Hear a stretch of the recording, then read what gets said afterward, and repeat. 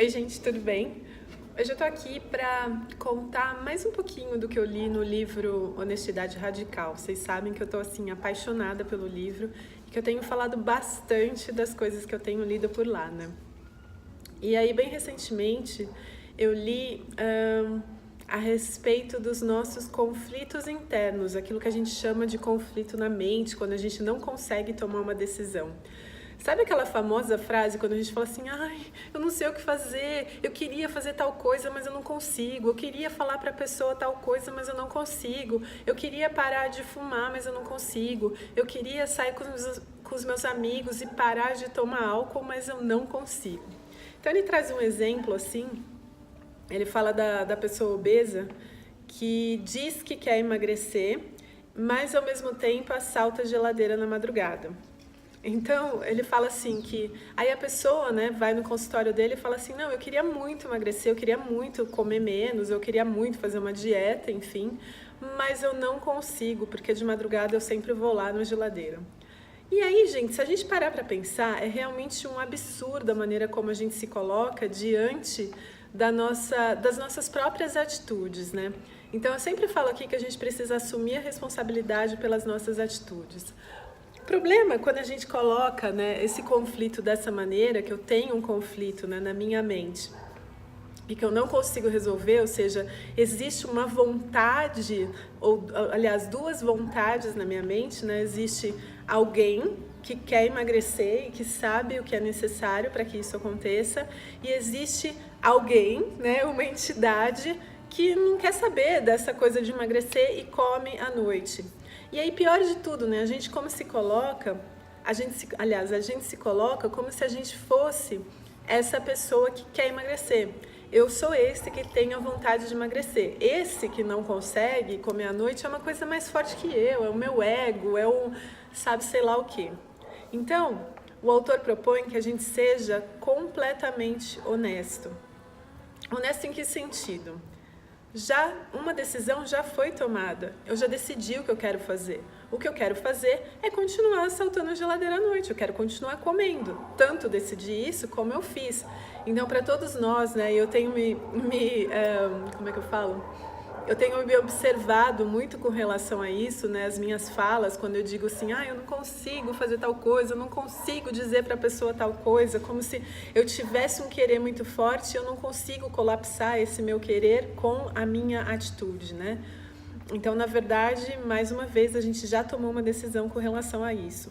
Mas voltando ao exemplo da pessoa obesa, e por favor, gente, não é que eu seja contra, enfim, não é nada disso, mas a questão é que, foi esse o exemplo, né, que o autor trouxe no livro, mas a questão é que quando essa pessoa, né, decide que ela vai continuar assaltando a geladeira à noite, então tudo que a gente faz na nossa vida, e a gente não consegue identificar isso, mas tudo tem sempre aquilo que a gente chama de recompensa, né? Então, para todas as outras coisas que eu disse, por exemplo, quando eu digo, né, que eu quero parar de fumar, mas eu não consigo, e eu continuo fumando, mas aparentemente tem um querer na minha mente, tem o meu ser real, né, que quer parar de fumar, mas o ser egóico que não quer, eu provo, entre aspas, para mim mesma que eu sou vítima do meu próprio ego, que eu não tenho como tomar as minhas próprias decisões. Então, o ganho secundário, né, com relação a isso, é que eu continuo sendo essa pessoa sem poder, porque a gente tem muito medo, já falei aqui para vocês antes, né? A gente tem muito medo do nosso poder.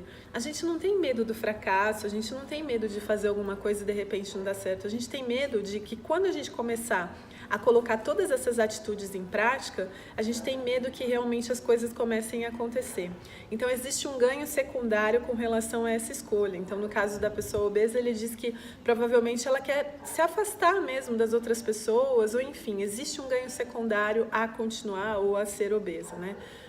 E o outro aspecto que ele traz, que é muito, muito interessante, que está super alinhado com tudo que a gente fala aqui com relação ao Curso em Milagres, é que no fim das contas, conforme a gente vai caminhando na vida e quanto mais conquistas a gente tem, a gente começa a perceber que por maior que seja o nosso sonho, né? Esses dias eu estava falando com alguém a respeito disso. Então a gente tem um sonho que a gente sonhou a vida inteira a respeito disso, e a gente planejou e quer fazer isso, e fala, não, é isso que eu quero para a minha vida, né? Mas não importando quão gigante seja esse sonho, quando a gente chega e alcança esse sonho, a sensação é de que no fundo, nada mudou. Então a gente opera várias mudanças, faz, né, tem várias conquistas, aí chega lá no final, fala assim, puxa vida, mas eu continuo com a mesma sensação, continuo sendo a mesma pessoa, nada de fato mudou. Então o que eu quero dizer aqui não é para desencorajar e dizer que a gente não vai tomar nenhuma atitude na vida, né? Mas é que quando a gente começa a operar essas mudanças, não com o intuito de ser feliz, ou seja, quando eu não torno essas mudanças algo causal na minha vida, ou quando emagrecer, nossa, eu vou ser super feliz, quando eu parar de fumar, aí sim, que eu vou correr, que eu vou isso, que eu vou aquilo outro. Quando a gente entende que essas coisas nunca são a causa daquilo que a gente está sentindo, e quando a gente de fato assume a verdadeira responsabilidade a respeito da nossa vida, então essas mudanças começam a se operar automaticamente, né? Porque a gente começa a se sentir bem, a gente não precisa de repente fugir do nosso estado atual para um cigarro, para um copo de bebida, ou para seja lá o que for que seja o nosso vício, né? A gente não precisa desse ato de autoindulgência, de algo para aliviar aquilo que a gente sente. Então, conforme, né? Então deve ser, isso é consequência e não uma causa, ou seja, eu não vou fazer isso para que eu seja feliz. Então, assim, eu queria trazer essa reflexão para vocês, assim como repercutiu para mim na minha vida com relação às coisas que eu digo que eu não consigo fazer ainda. Então, para que eu, em primeiro lugar, né, assuma a responsabilidade e veja, assim, e comprove por mim mesmo que, na verdade, não é que eu não consiga. Eu já tomei uma decisão e eu estou agindo de acordo com essa decisão, com essa escolha que eu fiz na minha mente. Então, essa coisa da gente falar que tem um conflito na mente, no fundo, o conflito é por nós não acessarmos, né, ou não percebermos que nós fazemos e nós tomamos as decisões o tempo inteiro, né? Então, o conflito, de fato, é por nós não nos enxergarmos como nós realmente somos. É isso, gente. Super obrigada pela atenção de vocês. Até o próximo vídeo e